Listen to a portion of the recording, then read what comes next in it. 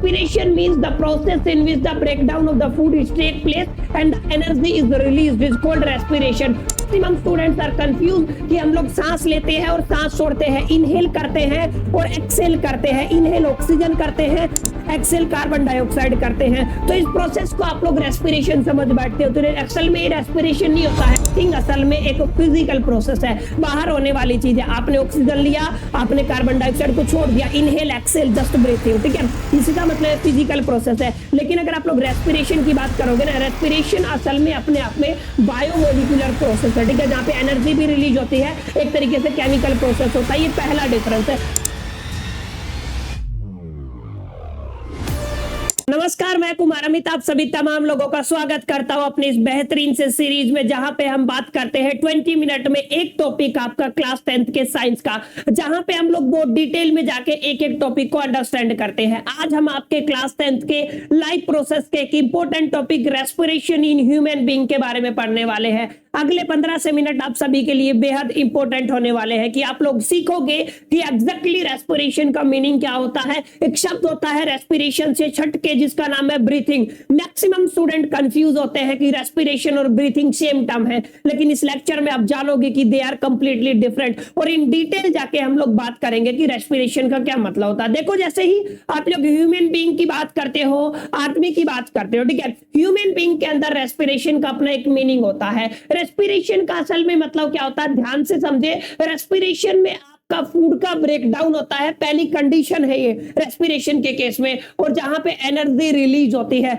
इस प्रोसेस को क्या कहते हो आप लोग? इसको कहते हो respiration. Respiration means the process in which the breakdown of the food is take place and the energy is released is called respiration. और ये पूरा का पूरा प्रोसेस आपका होता है किसी भी सेल के अंदर, तो सेल के अंदर होता है। दैट्स व्हाई जो ह्यूमन बीइंग के अंदर रेस्पिरेशन होता है उसको मैंने नाम दिया सेलुलर रेस्पिरेशन। तो करेक्ट डेफिनेशन सेलुलर रेस्पिरेशन की क्या हो जाएगी? The process of breakdown of the food in the cell with the release of the energy is called cellular respiration. इस तरीके से आप लोग सेलुलर रेस्पिरेशन की एक डेफिनेशन देते हो। रेस्पिरेशन का ब्रीथिंग से कोई लेना देना नहीं है ना। मैक्सिमम स्टूडेंट्स आर कंफ्यूज कि हम लोग सांस लेते हैं और सांस छोड़ते हैं, इनहेल करते हैं और एक्सेल करते हैं, इनहेल ऑक्सीजन करते हैं, एक्सेल कार्बन डाइऑक्साइड करते हैं। तो इस प्रोसेस को आप लोग रेस्पिरेशन समझ बैठते हो। तो असल में रेस्पिरेशन नहीं होता है, it is a breathing. Respiration का असल में मतलब क्या होता है? जब आपका फूड सेल के अंदर जाके ब्रेक डाउन होना स्टार्ट हो जाए, और उस ब्रेक डाउन के दरमियान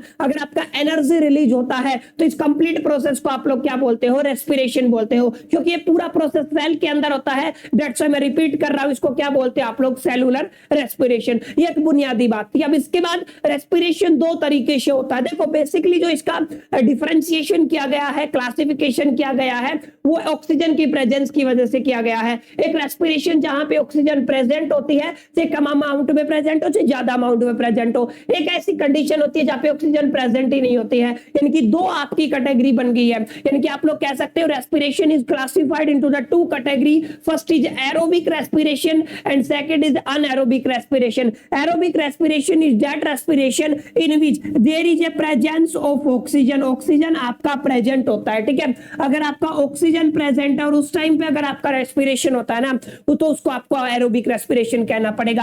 एनारोबिक रेस्पिरेशन में आपका ऑक्सीजन रहता है एब्सेंट। इस बात को आपको ध्यान में रखना है, यहाँ पे ऑक्सीजन प्रेजेंट नहीं होता। दैट्स व्हाई आप लोग इसको क्या बोलते हो? Anaerobic respiration. थोड़ा डिटेल में चलते हैं, ध्यान से देखो होता क्या है असल में सेलुलर रेस्पिरेशन में। ये वाला जो डायग्राम अगर आप लोग समझ गए तो समझ लीजिए आपका 3 से 4 नंबर का काम हो गया, क्योंकि ये हमेशा 100% आपका सेंट्रल बोर्ड प्लस में आपका जो स्टेट बोर्ड है, या आप सीबीएसई से बिलोंग करो, चाहे आप लोग एचपीएससी से बिलोंग करो या किसी अनदर स्टेट बोर्ड से बिलोंग करते हो, यहाँ पे क्वेश्चन आपका कंपलसरी है, पूछा जाता है, इसलिए आपको जरूरी हो जाता है इसको समझना। ध्यान से देखो, आपका जो ग्लूकोज होता है, अब आप सभी ने पढ़ा होगा ग्लूकोज का फॉर्मूला क्या होता है? C6H12O6, ठीक है। ये जो ग्लूकोज है एग्जैक्टली साइटोप्लाज्मा के केस में, मैं यहाँ पे लिख देता हूं क्या है आपका साइटोप्लाज्मा के केस में, ठीक है, पाइरुवेट में ब्रेक डाउन होता है। सबसे पहली कंडीशन है साइटोप्लाज्मा के अंदर आपका जो ग्लूकोज है कुछ में ब्रेक हो जाता है, आपका पाइरुवेट में ब्रेक हो जाता है, ठीक है। अब इंपॉर्टेंट कंडीशन आती है,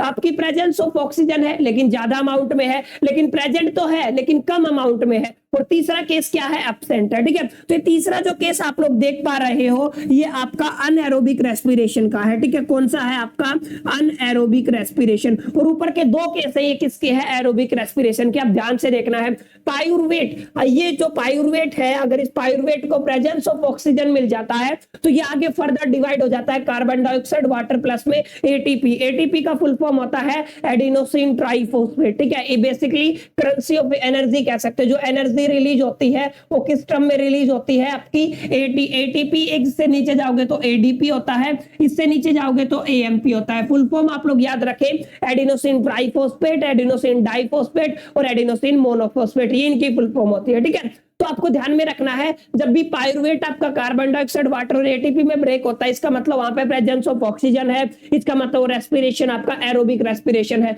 और ये जो पूरा का पूरा प्रोसेस आपका माइटोकॉन्ड्रिया में होता है, ये जरूरी बात है। ठीक है, अगर आपकी मसल सेल का केस लेके चलते हो तो वहां पे ऑक्सीजन प्रेजेंट होती है लेकिन कम प्रेजेंट होती है, तो वहां पे बन जाता है आपका लैक्टिक एसिड और प्लस में क्या होता है, एटीपी। अब आप सभी ने देखा होगा, जो भी एथलीट्स है, ठीक है, जो प्रैक्टिस करते हैं, सडनली विदाउट वार्म अप के अगर वो दौड़ना स्टार्ट करते हैं तो उनकी हड्डियों में क्रैम्प होना स्टार्ट हो जाता है। ठीक है, वो किसकी वजह से होता है, बेसिकली लैक्टिक एसिड की वजह से होता है। ठीक है, वहां पे ऑक्सीजन प्रेजेंस होती है लेकिन कम अमाउंट में होती है, लैक ऑफ ऑक्सीजन होती है।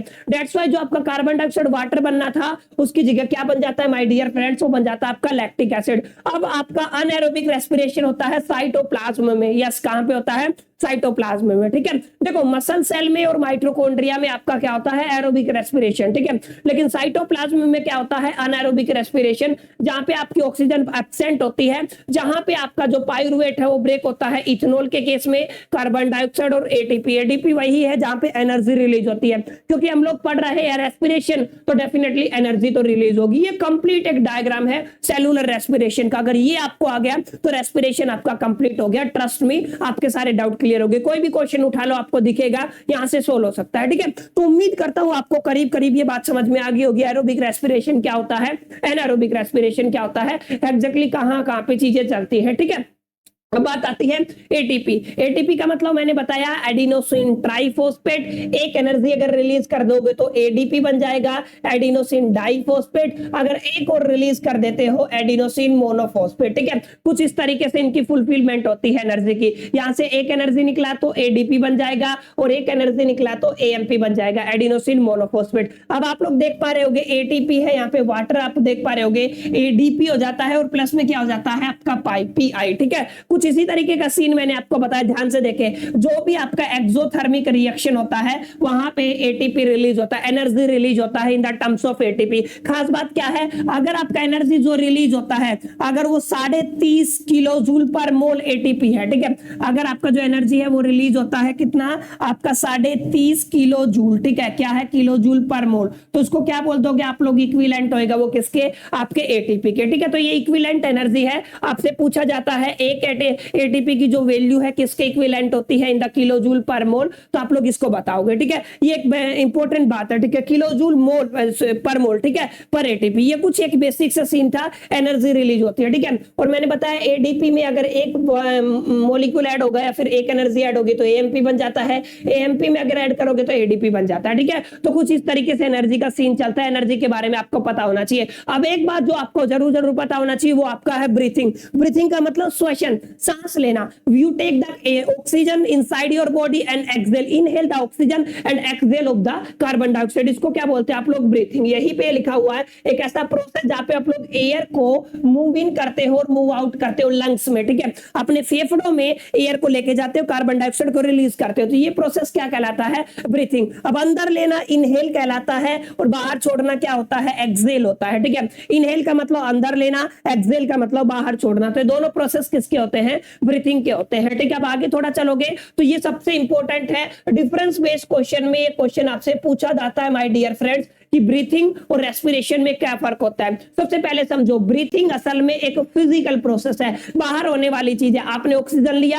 आपने कार्बन डाइऑक्साइड को छोड़ दिया, इनहेल एक्सहेल जस्ट ब्रीथिंग। ठीक है, इसका मतलब फिजिकल प्रोसेस है। लेकिन अगर आप लोग रेस्पिरेशन की बात करोगे ना, रेस्पिरेशन असल में अपने आप में बायोमोलिकुलर प्रोसेस है। ठीक है, जहां पे एनर्जी भी रिलीज होती है, एक तरीके से केमिकल प्रोसेस होता है। ये पहला डिफरेंस है। दूसरा डिफरेंस आप लोग देखोगे तो आपको पता चलेगा ब्रीथिंग में एनर्जी चाहिए, एनर्जी कंज्यूम होती है। है, लेकिन रेस्पिरेशन में एनर्जी रिलीज होती है, ये दूसरा डिफरेंस है। रेस्पिरेशन में एनर्जी रिलीज होती है, ब्रीथिंग में एनर्जी क्या होती है, कंज्यूम होती है। और एक इंपॉर्टेंट बात, आपका जो ब्रीथिंग है वो एक्स्ट्रा सेलुलर प्रोसेस है, मतलब बाहर से होता है, सेल के अंदर नहीं होता। लेकिन इंट्रा सेलुलर प्रोसेस कौन सा, आपका ब्रीथिंग, क्योंकि सॉरी रेस्पिरेशन असल में सेल में ही होता है, ठीक है। दैट्स व्हाई ये कौन सा प्रोसेस है, इंट्रा सेलुलर प्रोसेस, ठीक है। अगर आप लोग ध्यान से देखोगे, ब्रीथिंग के अंदर किसी एंजाइम की आपको जरूरत नहीं होती है, लेकिन रेस्पिरेशन में आपको, सेलुलर रेस्पिरेशन में एंजाइम्स की जरूरत पड़ती है। ये एक बुनियादी डिफरेंस है जो आपको पता होना चाहिए। एग्जैक्टली रेस्पिरेशन किस तरीके से आपका ब्रीथिंग से डिफर करता है, बुनियादी बात है,